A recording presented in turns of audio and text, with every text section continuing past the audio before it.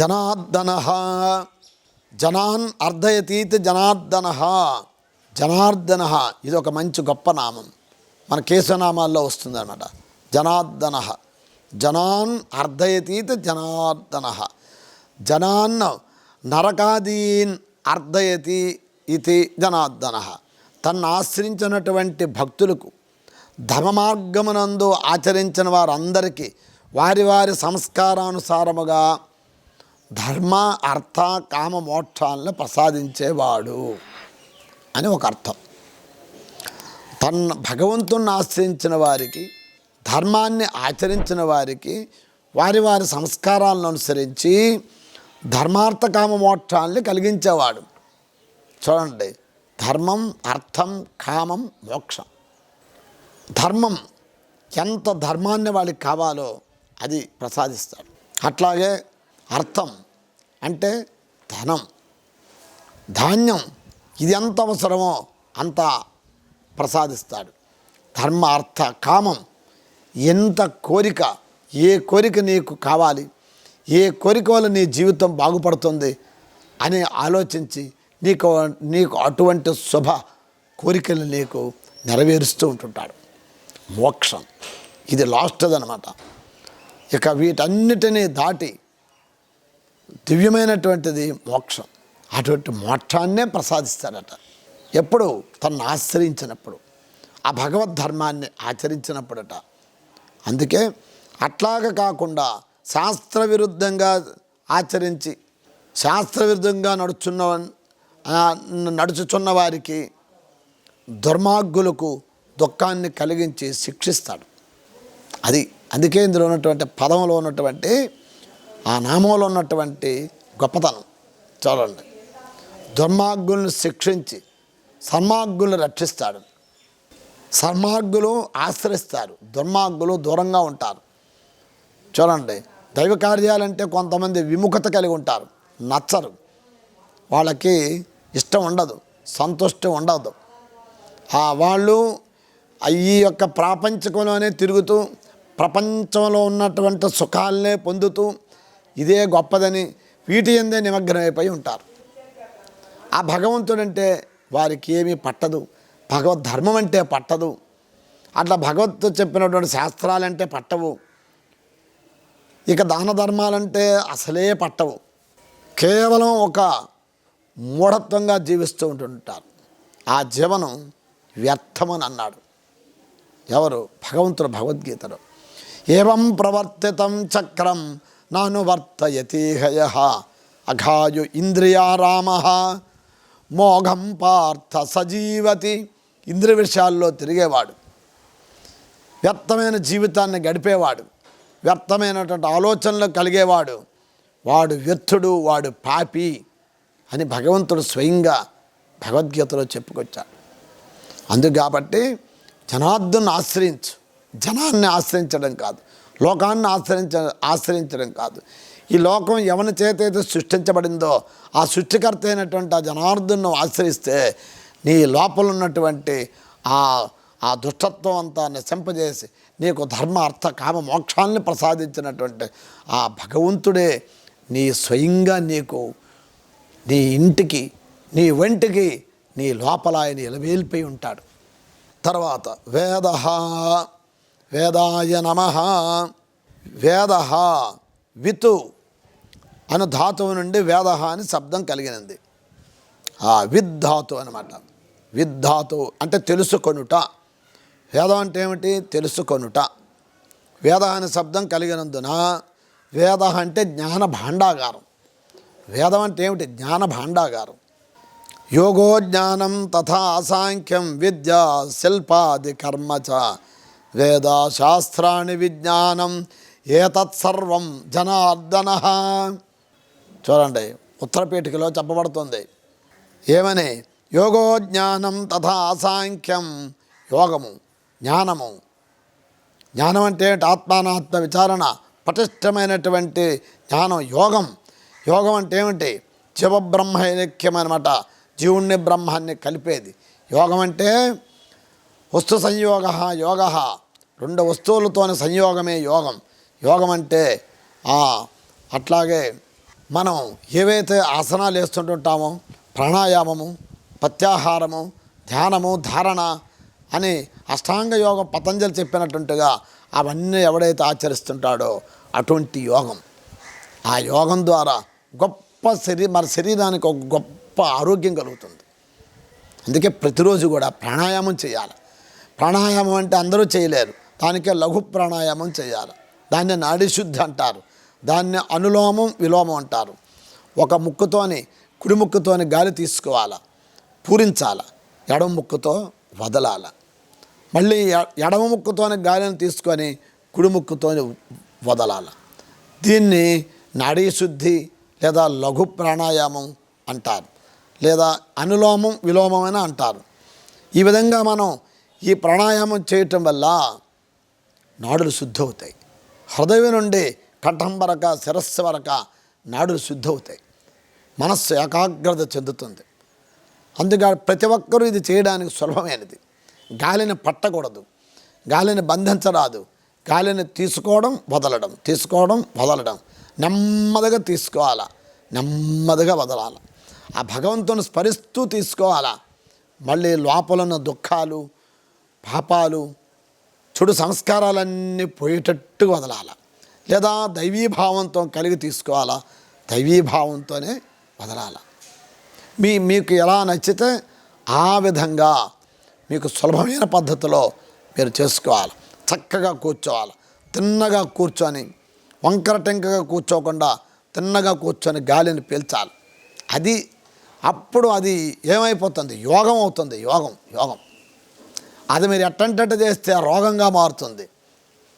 కాబట్టి యోగం అంటే చక్కగా ప్రతిరోజు ఆసనాలు వేయాలి.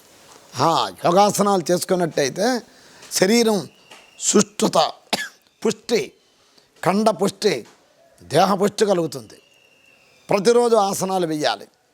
ఈ ఆసనం వల్ల మనిషిలో నిర్వాసన స్థితి ఏదైతే ఉందో, వాసన స్థితి, అది క్రమంగా ఈ నాడీమాడల నుండి బయటకు పోతుంటుంది. అట్లా ఆసనాలు వేస్తూ ప్రాణాయామం చేస్తూ సాత్వికాహారం తీసుకున్నట్టయితే అది యోగం కింద అవుతుంది. అటువంటి యోగం భగవత్ స్వరూపం. ఆ యోగం నేనే అంటున్నాడు. యోగో జ్ఞానం ఆత్మానాత్మ విచారణ. What is the real, what is the unreal, this is a discrimination. ఈ విచారణ, ఇది ప్రపంచం అంటే ఏమిటి, భగవంతుడు అంటే ఎవరు అనేటువంటి ఆత్మజ్ఞానం, లౌకికమైనటువంటి ఆ పనుల్లోనూ కలిగినటువంటి ఆ జ్ఞానం, ఆ లౌకికంలోనూ నీకు ఒక పటిష్టమైన జ్ఞానం కావాలి. ఏది చేయాలి, ఏది ఎలా చేయాలి, ఈ కార్యం ఎలా సాధించాలి అనేటువంటి నీకు సమయస్ఫూర్తి కావాలి. సమయస్ఫూర్తి, సమయ సందర్భం, ఆ వాక్కు యొక్క ఆ మంచి వాక్కు చాతుర్యం అనేది అది ఎట్లా ఉండాలి? వాక్ చాతుర్యం అనేది శాస్త్ర సంబంధంగా ఉండాలి, ధర్మబద్ధంగా ఉండాలి. ఆ విధంగా నువ్వు చరించినట్టయితే నీకు జ్ఞానం కలిగినట్టు. అటువంటి జ్ఞానం తథా సాంఖ్యం అంటే 24 తత్వాలు, 54 తత్వాలు చెప్పిన సాంఖ్యం. విద్య, గొప్ప విద్య అన్నమాట. అనేక బ్రహ్మ విద్యలు, తర్వాతే లౌకిక విద్య. శిల్పాది కర్మచ అంటే శిల్పాది కర్మ, మన విగ్రహాలు తయారు చేస్తున్నా చూడండి, దానికి సంబంధించిన జ్ఞానం. శాస్త్రాన్ని, వేదాల యొక్క జ్ఞానం, శాస్త్రాల యొక్క జ్ఞానం. విజ్ఞానం ఏతత్ సర్వం జనార్దనాత్. విజ్ఞానం ఇదంతా మనం తెలుసుకోవాలి. అనుభవం ఉందే, అదంతా కూడా జనార్దను నుండే వచ్చింది, అంత భగవంతుని నుండే వచ్చింది. చూడండి ఎంత జ్ఞాన భాండాగారం ఉన్నది. అందుకే ఆయన వేదం అంటే ఏమిటి? జ్ఞాన భాండాగారం. వేదంలో లేనిది ఎక్కడా లేనే లేదు. సమస్త విషయాలు వేదంలో చెప్పబడ్డాయి. అందుకే వేదాన్ని వేదోమూలం జగత్ సర్వం, ఈ జగత్తంతా వేదమే. ఆ వేదం ఎలా వచ్చింది? ఓంకారం నుండి వచ్చింది. ఆ ఓంకారం నుండి వేదాలు వచ్చాయి. వేదం నుండి జగత్తులో ఉన్నటువంటి ఆ క్రియాశీలకమైనటువంటి కార్యకలాపాలు, చదువులు, శిల్పాది కర్మలు మొత్తం అంతా కూడా అందులో నిండి నిమిరీకృతమే చెప్పబడి ఉన్నాయి.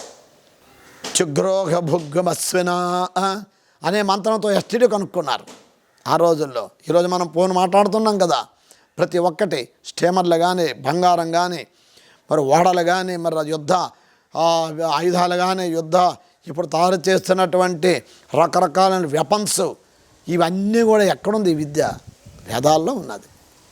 అటువంటి వేద విద్య కనుమరుగైపోయి ఉన్నది. అందుకే వేద విద్యను ప్రతి ఒక్కరూ తెలుసుకోవాలా, వేద జ్ఞానాన్ని ప్రతి ఒక్కరూ తెలుసుకోవాలా. భగవంతుడు స్వయంగా చెప్పాడు వేదాల్లో. ఇది అందరూ ప్రతి ఒక్కరూ తెలుసుకున్నట్టయితే లోకమంతా ఒక ఉన్నత స్థితికి వెళుతుంది. ఇది వారు వీరైనటువంటి తారతమ్యం లేదు. ఈ వేదం అనేది ఇది నాది, నా నుండి వచ్చింది.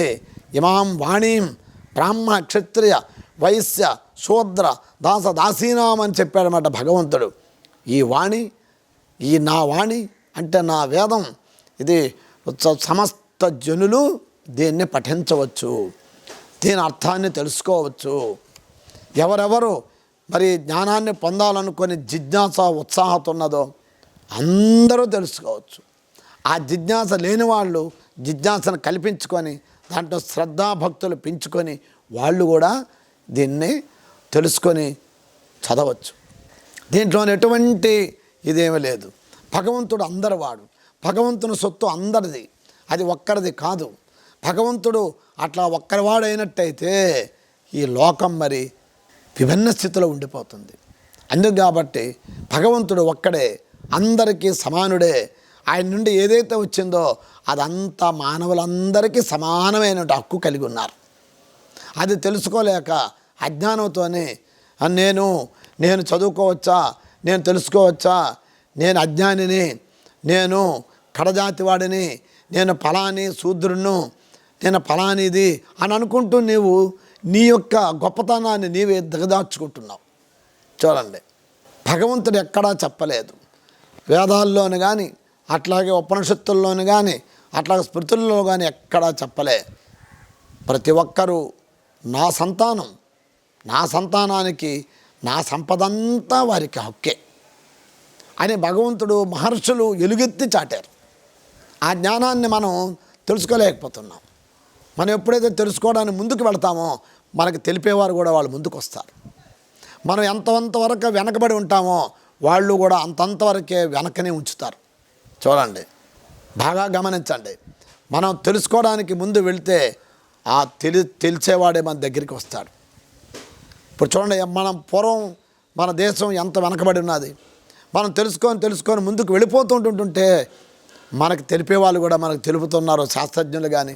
మనం ఇంకా ఇతర దేశాల నుండి వాళ్ళు చేసినటువంటివి మనం తెలుసుకుంటున్నాం, మనం చేసినటువంటి వాళ్ళు తెలుసుకుంటున్నారు. ఇట్లా పరస్పరం భావయంత సృజ ప్రమాప్సత అన్నాడు భగవంతుడు భగవద్గీతలో. ఒకరు తెలిసిన విషయాన్ని ఇంకొకరు తెలపాలా, ఇంకొకరు తెలిసిన విషయాన్ని మరొకరు తెలిపినట్టయితే ఇది సమాజంలో ఒక గొప్ప చైతన్యాన్ని తీసుకొచ్చి మనుషులందరూ కూడా గొప్పవారు అవడానికి కారణం అవుతుంది. అలా లేకపోయినట్టయితే మనుషుల్లోనూ ఈ వ్యత్యాసాలు వచ్చి, ఈ తారతమ్యాలు వచ్చి, రాగద్వేషాలతో సతమతమయ్యి నేను గొప్ప, నీవు తక్కువ అన్నటువంటి వాదోపవాదాల్లోనే పడిపోయి ఈ జీవిత పరమార్థాన్నే కోల్పోతుంటారు. అలా కాకుండా ఈ వేద జ్ఞానాన్ని, ఈ వేద ధర్మాన్ని అందరికీ తెలిపినట్టయితే, అందరూ జ్ఞానం తెలుసుకున్నట్టయితే ఎక్కడ ఈ యొక్క వ్యత్యాసం ఉండదు, ఈ రాగద్వేషాలు ఉండవు, ఈ ద్వేషపూరితమైనటువంటి ఈ కార్యకలాపాలు ఉండవు. అందుకు కాబట్టి ప్రతి ఒక్కరూ తెలుసుకొని వేదాన్ని అధ్యయనం చేయండి, వేదాన్ని తెలుసుకోండి, వేద ధర్మాన్ని తెలుసుకోండి. వేదం ఏం చెప్పిందో ప్రయత్నించండి మీరు తెలుసుకోవడానికి. ఈనాటి ఈ యుగంలో, ఈ టైంలో ఎన్నో మనకు వసతులు ఉన్నాయి. అటువంటి మీ అందరూ కూడా చక్కగా తెలుసుకొని వేద స్వరూపుడైన భగవంతుని తెలుసుకొని మీ అందరూ కూడా ధర్మాత్మలై ఉండాలని కోరుతూ స్వస్తి. ఓం శాంతి శాంతి శాంతి.